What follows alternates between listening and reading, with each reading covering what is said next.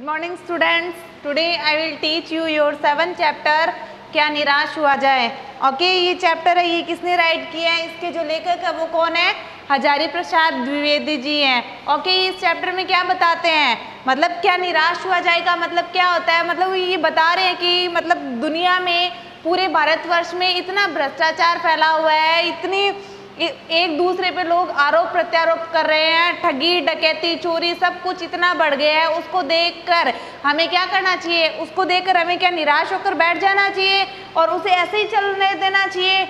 नहीं। तो मतलब कि जो लेखक है वो बता रहे हैं कि हमें इस तरीके से निराश होकर नहीं बैठना चाहिए, बल्कि उन सब चीज़ों का मुकाबला करके उन सब चीज़ों को, चोरी डकैती ठगी और भ्रष्टाचार को हमें जड़ से उखाड़कर फेंकना चाहिए, ताकि जो ये हमारा भारत है वो एक भारतवर्ष यानी एकदम संस्कृत सभ्य भारत बनकर रह सके। तो चलो देखते हैं उन्होंने इस चैप्टर में किस तरीके से हमें एक्सप्लेन किया है। लेखक क्या बताते हैं कि मेरा मन कभी कभी बैठ जाता है, समाचार पत्रों में ठगी डकैती चोरी भ्रष्टाचार के समाचार भरे रहते हैं। मतलब लेखक बोल रहे हैं कि मेरा मन बैठ जाता है, जब भी न्यूज़पेपर उठाकर पढ़ते हैं तो उसमें क्या मिलता है, उन्हें कौन सी खबर पढ़ने को मिलती है, सिर्फ और सिर्फ ठगी डकैती चोरी और तस्करी, और जो देश में जितना भ्रष्टाचार बढ़ता जा रहा है सिर्फ और सिर्फ उसी की खबरें उसमें छपी हुई रहती है, जिसके कारण उनका मन क्या होता है, दुखी हो जाता है। आरोप प्रत्यारोप का कुछ ऐसा वातावरण बन गया है कि लगता है देश में कोई ईमानदार आदमी ही नहीं रह गए हैं। आरोप प्रत्यारोप यानी कि लोग एक दूसरे पे इल्ज़ाम लगाते रहते हैं, लोग एक दूसरे को दोषी ठहराते रहते हैं। तो मतलब उसका वातावरण देख के ऐसे वो सारी चीज़ें और वैसा वातावरण देख के लगता है कि इस देश में ईमानदारी तो रही नहीं गई है, बस आरोप प्रत्यारोप का ही वातावरण रह गया है। कोई भी ईमानदार आदमी है वो इस देश में बचा ही नहीं है। हर व्यक्ति संदेह की दृष्टि से देखा जा रहा है, मतलब कि हर एक व्यक्ति को संदेह की दृष्टि से, शक की दृष्टि से देखा जा रहा है। कोई भी ईमानदार व्यक्ति हमें नजर नहीं आ रहा है। अगर कोई व्यक्ति ईमानदार है तो उसको भी देख के हमें ऐसा लगता है कि जैसे इसमें बहुत सारे दोष भरे हुए हैं। जो जितने ही ऊंचे पद पर है उनमें उतने ही अधिक दोष दिखाए जाते हैं, मतलब कि जो व्यक्ति जितनी ऊंची पोस्ट पर है उसमें उतने ही ज़्यादा दोष नजर आते हैं, क्योंकि सबसे ज़्यादा भ्रष्टाचार कौन फैलाते हैं, सबसे ज़्यादा भ्रष्टाचार वो लोग ही फैलाते हैं। एक बहुत बड़े आदमी ने मुझसे एक बार कहा था, किसको कहा था, लेखक को कहा था, एक बहुत बड़े आदमी ने। लेखक क्या बताते हैं कि एक बहुत बड़े आदमी ने मुझसे कहा था कि इस समय सुखी वही है जो कुछ नहीं करता। क्या कहा था उनको कि इस समय सुखी वही है जो कुछ नहीं करता। इसका क्या मतलब हुआ, मतलब कि अगर कोई व्यक्ति कुछ भी करेगा तो उसमें लोग क्या करेंगे, कमियां निकालेंगे। अगर कोई व्यक्ति कुछ नहीं कर रहा है तो लोग उसमें कमी कैसे निकालेंगे। तो इस दुनिया में सबसे सुखी कौन है, सबसे सुखी वही है जो आज की दुनिया में कुछ भी नहीं कर रहा है। अगर वो कुछ भी नहीं करेगा तो लोगों को उसमें दोष निकालने का मौका ही नहीं मिलेगा। जो कुछ भी करेगा उसमें लोग दोष खोजने लगेंगे और उसके सारे गुण भुला दिए जाएंगे। अगर व्यक्ति कोई कुछ करता है तो लोग क्या करेंगे, उसमें दोष निकालेंगे और उसके जितने सारे मतलब जितने भी उसमें गुण होते हैं लोग उसको भुला देते हैं और लोग उसकी कमजोरियों को ढूंढने लगते हैं। वो सोचते लोग ऐसे ढूंढते हैं कि हाँ इसने यहाँ पर गलती क्या की है, और फिर लोग उसको पॉइंट बना के और फिर मीडिया में या दुनिया में उछालते रहते हैं, जिसके कारण वो पूरी दुनिया में बदनाम हो जाता है। दोष किसमें नहीं होते, यही कारण है कि हर आदमी दोषी अधिक दिख रहा है।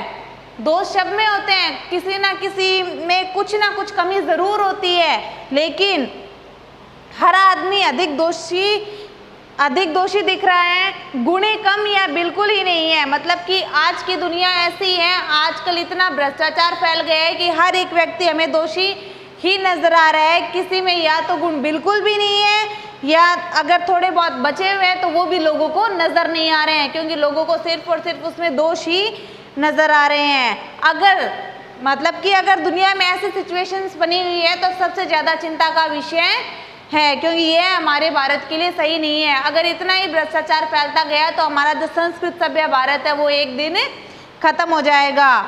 क्या यही भारतवर्ष है जिसका सपना तिलक और गांधी जी ने देखा था? मतलब कि ये लेखक क्या बताते हैं कि यही भारत है क्या जिसका सपना किसने देखा था, तिलक और गांधी जी ने देखा था।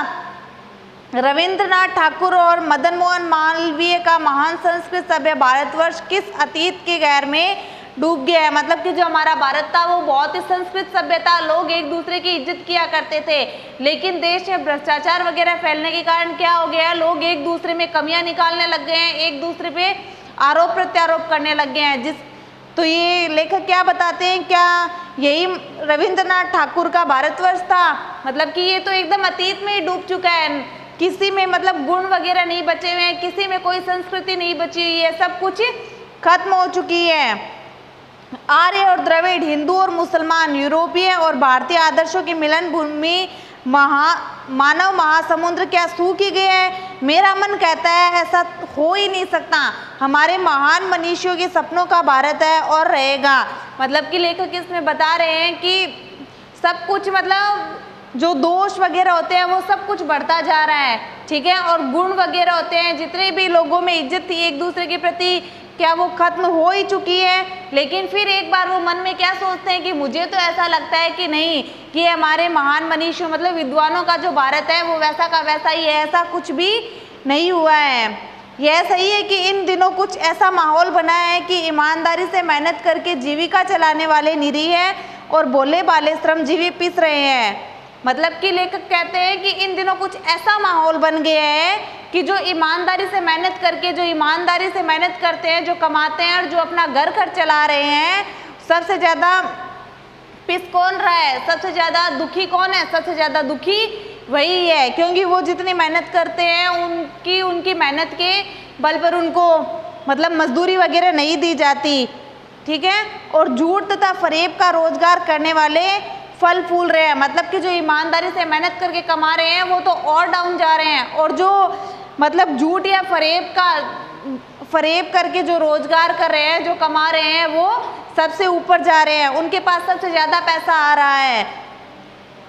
ईमानदारी को मूर्खता का पर्याय समझा जाने लगा है और सच्चाई केवल भीरू और बेबस लोगों के हिस्से में ही पड़ी है। जो ईमानदारी दिखाता है लोग उसको क्या समझने लग गए हैं? उसको मूर्ख समझने लग गए हैं, क्योंकि अगर ईमानदारी से वो कमाएगा तो वो इतना पैसा नहीं कमा पाएगा, वो सिर्फ और सिर्फ अपना घर खर्च ही चला पाएगा, बल्कि अपनी सुख सुविधाओं की पूर्ति नहीं कर पाएगा, ठीक है। और जो धोखे से या झूठ से पैसे कमा रहे हैं वो अपनी हर सुख सुविधा को पूरी कर रहा है। तो लेखक क्या कहते हैं कि ईमानदारी को तो एकदम मूर्खता का पर्याय ही समझा जाने लगा है, और सच्चाई केवल भीरू और बेबस लोगों के हिस्से में ही पड़ी है। मतलब कि सच्चाई तो वो लोग ही बोलते हैं जो बेबस लोग होते हैं या जो डरपोक होते हैं।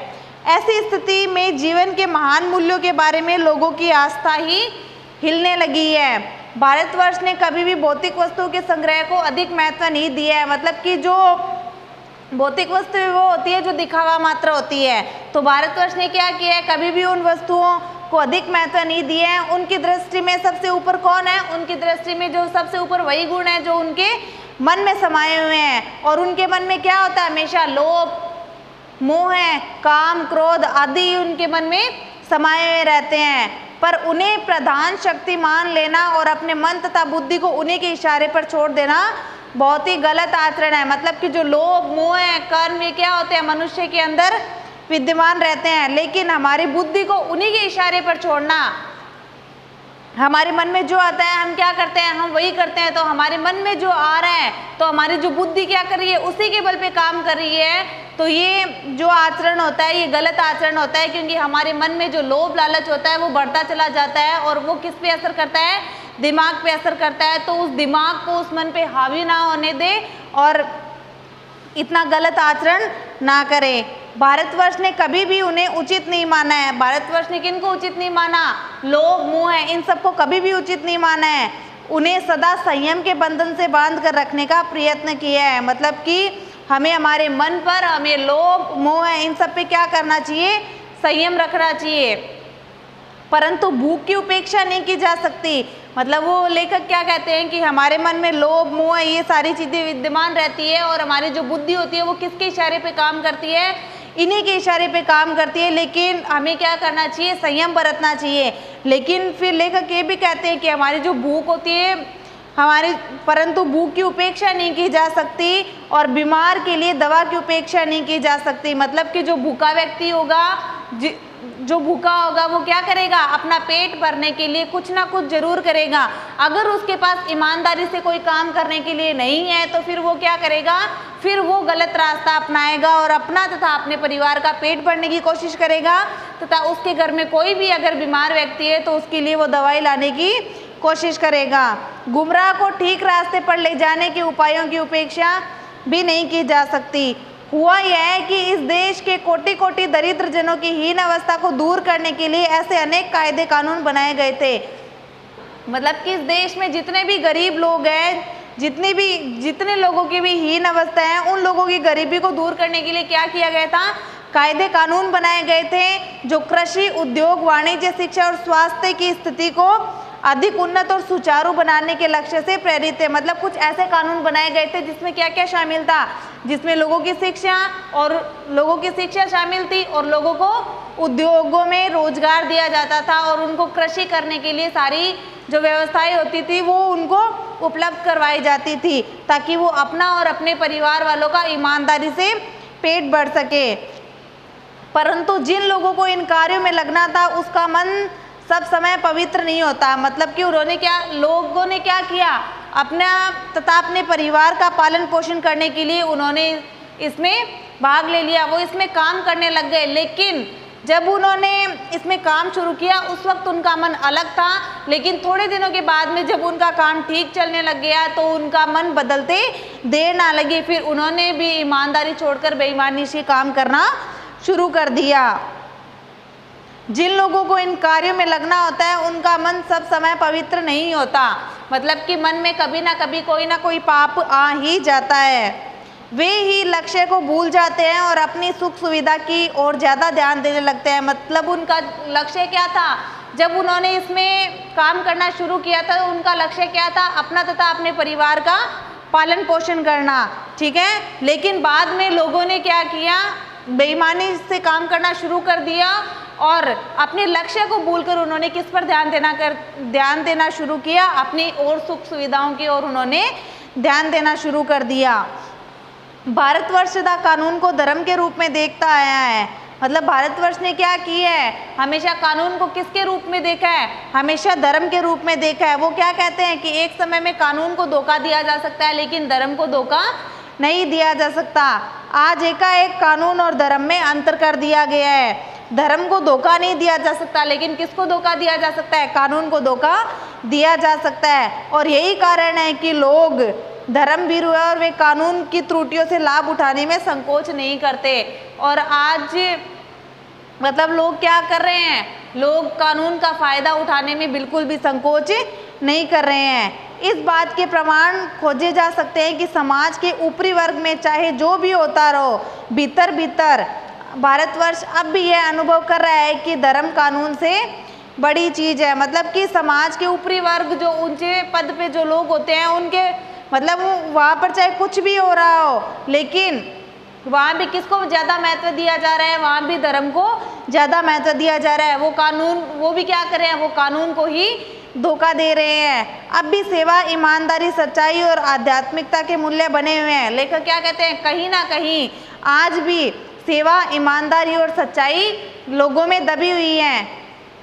वे दब अवश्य गए हैं लेकिन नष्ट नहीं हुई हैं। मतलब कि लेखक बताते हैं कि समाज में इतनी बुराइयां वगैरह फैली हुई है, इतना भ्रष्टाचार फैला हुआ है जिसकी वजह से लोगों में बेईमानी वगैरह आ गई है। लेकिन आज भी मतलब लोगों के मन में सच्चाई, ईमानदारी लोगों के मन से सच्चाई और ईमानदारी एकदम खत्म नहीं हुई है, बल्कि हाँ, आज के माहौल को देखते हुए उनके मन में वो दब जरूर गई है लेकिन नष्ट नहीं हुई है। आज भी अगर हम कोशिश करें तो उन सब चीज़ों को हम बाहर ला सकते हैं।